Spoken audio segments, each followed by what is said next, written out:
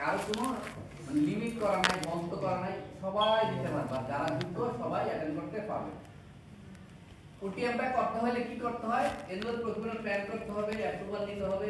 এই ক্ষেত্রে আপনাদের একটা বিষয় জানতে হবে, টেন্ডার ডকুমেন্টটা যেন ঠিকমতো থাকে। টেন্ডার ডকুমেন্টে আমি একটু জানিয়ে রাখি আপনাদেরকে, টেন্ডার ডকুমেন্টের নাম কি? এসটিডি। আমরা এখন কোন সেশন নিয়ে কথা বলতেছি? মেথড। মেথডের মধ্যে একটা মেথড, প্রথম মেথডটা হলো ওটিএম, যেটা এই সব মেথডের চেয়ে এটা গ্রহণযোগ্য একটা মেথড। ওটিএম এর মিনিংটা কি? Open tendering method. Open tendering মেথডে আমরা কি করতে হবে? ওই যে এপিপি টেপিপি এগুলি করতে হবে নাকি আবার দেখা বলছে একটা, এই যে এনুয়াল প্রোগ্রাম প্ল্যান করতে হবে।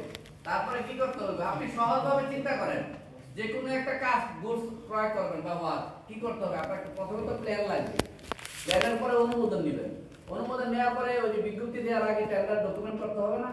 টেন্ডার ডকুমেন্ট করে বিক্রি করবেন, বিক্রি করার পরে কি করবেন? ইভালুয়েশন করবেন, নোয়াটা দিয়ে কমপ্লিট করবেন। সহজ বিষয়। এখন আমরা একটু দেখব এই যে ওটিএম এর যে টেন্ডারটা বিক্রি করি, এটা ডকুমেন্টের নাম হলো এসটিডি। এসটিডি কেন বলি? Standard tender document. এটার মিনিং হলো স্ট্যান্ডার্ড টেন্ডার ডকুমেন্ট। স্ট্যান্ডার্ড কেন বলি? এটা একটা উচ্চ ক্ষমতা সম্পন্ন প্রযুক্তির মাধ্যমে স্ট্যান্ডার্ড করে করা হয়েছে। একসময় সারা বাংলাদেশের বিভিন্ন প্রতিষ্ঠানগুলো বিভিন্নভাবে ডকুমেন্ট করে বিক্রি করে। এখন থেকে সিপিটিও কি করতেছে? প্ল্যানিং কমিশন যে একটা উচ্চ ক্ষমতা সম্পন্ন কমিটি দিয়ে ডকুমেন্ট তৈরি করে। আপনি যদি একটা ধরেন 10 কোটি টাকা প্রপোজ করবেন, আপনি নেটে চাল দেন, সিপিটিতে যায় অটোমেটিক ওই ডকুমেন্ট আপনি পেয়ে যাচ্ছেন, মুখস্থ করা দরকার হয় না, শূন্যস্থান পূর্ণ মতো বসাই হয়। তো এটা আমি একটু দেখাচ্ছি, এই যে এসপিটিতে কি কি থাকে। আমি একদম সেকশন 1 এবং 3 তে এসপিটি কাজ করে। সেকশন 1 এবং 3 তে জাস্ট আইটি ইনস্ট্রাকশন দাও, সেকশন 1 পারমিশন পারমিট করতে হবে, আর সেকশন 3 হলো কন্ডিশন দেয়া থাকে। আগে ওই কোয়ালিটি এখন করা লাগে না, ওগুলি দেয়া থাকে। এটা ভুল কথা, করা যায়। সেকশন 2 তে আমাদের কাজ করতে হয়। যদি দেখানোর উদ্দেশ্য হলো আমরা অনেক সময় ডকুমেন্ট সম্পর্কে বুঝি না, কেউ আছে নিল স্কিল দিয়ে দিলাম, তো দিয়ে দিলাম, কিন্তু জানতে হবে সেকশনগুলো আগে আন্ডারে যা আছে সবগুলো। তারপর সেকশন 3 তে বলছি কি? জেনারেল কন্ডিশন, এখানে কাজ করতে হয় না। তাহলে টেন্ডার ডকুমেন্টের নাম কি? এসটিডি। এসটিডি দুইটা অংশে আমাদের কাজ করতে হয় না। কোন অংশ? সেকশন 1 এবং 3। 1 কি? ITT, instruction to the tender, আর 3 কি? GCC, general condition of contract. এখানে কাজ করতে, বাকিগুলোতে কাজ করতে হয়। যেমন সেকশন 2 টেন্ডার ডেট আছে, টেন্ডার উপপাদ্য দেয়া থাকে, শূন্যস্থান পূর্ণ মতো বসাবে।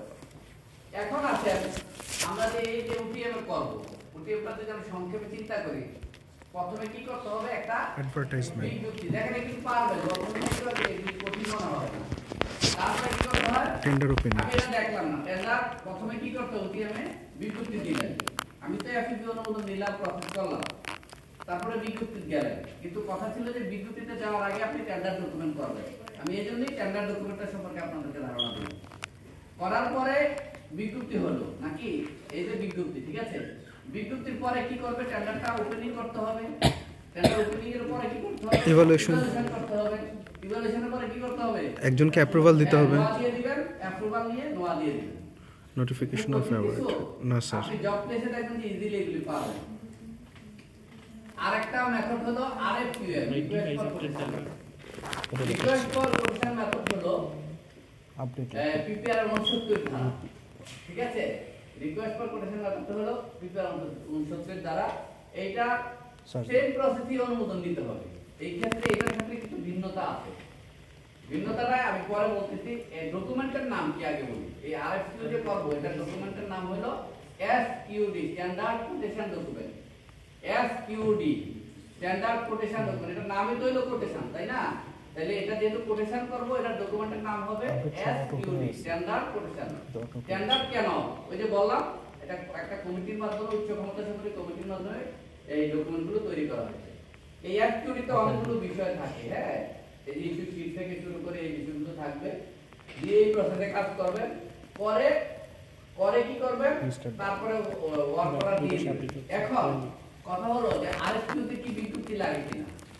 আরএফকিউতে কোনো বিজ্ঞপ্তি দিতে হয় না, প্রয়োজন হলে শুধু একটা নোটিশ দিবেন, ঠিক আছে? আর আরএফকিউতে হলো কমপক্ষে 5টা এসকিউডি বিতরণ করতে হবে, মনে থাকবে? 5টা বিতরণ করতে হবে, আর 3টা রেসপন্সিভ হইতে হবে। রেসপন্সিভ মানে কি? আপনি যা চাইছিলেন যে আমি ট্রেড লাইসেন্স, ব্যাড ট্যাক্স বা এক্সপেরিয়েন্স, কখনো এক্সপেরিয়েন্স চাইছি, এর মধ্যে যে কোনো একটা না থাকলে এটা বাতিল।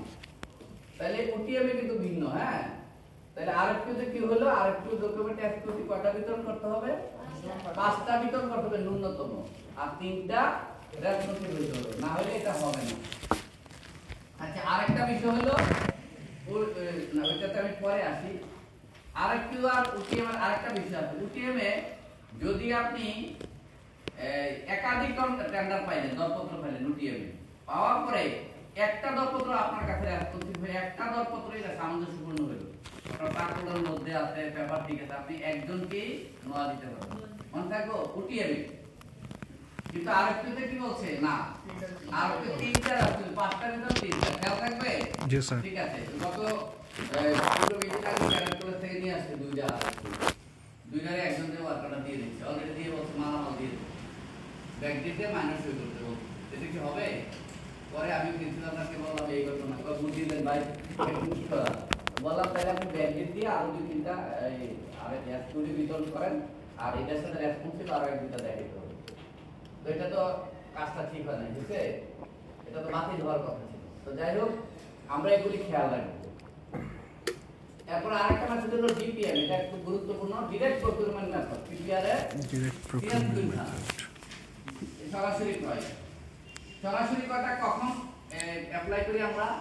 এই যে দেখেন, এই মহিলা বলতেছে এটা আমি একটা গাড়ি, এক কোম্পানি, আমি এটা বিক্রি করি সারা দেশে, সারা বিশ্বে একই রেট, অর্থাৎ অনলি ওয়ান প্রোভাইডার।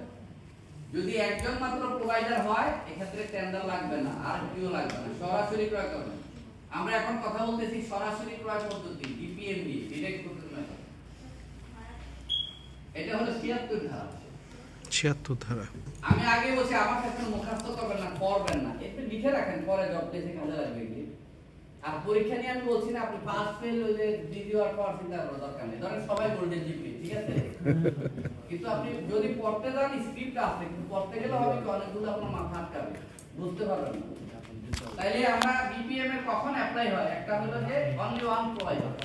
তারপরে আপনি কিছু যন্ত্রাংশ, আপনি একটা মেশিন কিনছিলেন, এটা কিছু খুচরা যন্ত্রাংশ লাগবে, এই ওই মেশিনের ওই যন্ত্রাংশ যার থেকে মেশিন কিনছিলেন তার থেকে সরাসরি ক্রয় করতে পারবেন, এটার জন্য আলাদা আর টেন্ডার লাগবে না। তারপরে পেরিশেবল গুডস, একজন মাছওয়ালাকে টেন্ডার দিয়ে যদি বলেন বিজ্ঞপ্তিতে যে আমার একটা রুই মাছ লাগবে, চোখ নীল, লেজ সবুজ, মাথাটা 10 ইঞ্চি ডায়া, পেটটা 35 ইঞ্চি ডায়া লাগবে, দিতে পারবে মাছওয়ালা?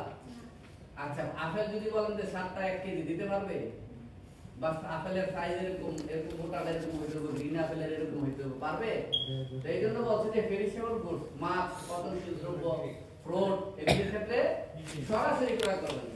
আমরা না জানার কারণে দেখুন মানে বুঝতেছি না, না জানার কারণে পেছে পড়তেছি। আমাদেরকে কিন্তু সরকার আইন করে দিয়ে রাখছে সহজ, এমন কিছু ক্ষেত্র আছে এই ক্ষেত্রে আমরা সরাসরি ক্রয় করতে পারি, তাই না? তারপরে হলো অনেক সময় গ্যারান্টি দেয় না, সুবিধাজনক যদি কোনো গ্যারান্টি থাকে, ওই জাতীয় গ্যারান্টি করা কোনো কিছু কিনলে আপনাকে টেন্ডারে যেতে হবে না, যে আমি গ্যারান্টি পাচ্ছি। তারপর সরকারি প্রতিষ্ঠান যেমন জিএম কোম্পানি পতেঙ্গাতে যেটা, বা অথবা ইস্পাত প্রকৌশল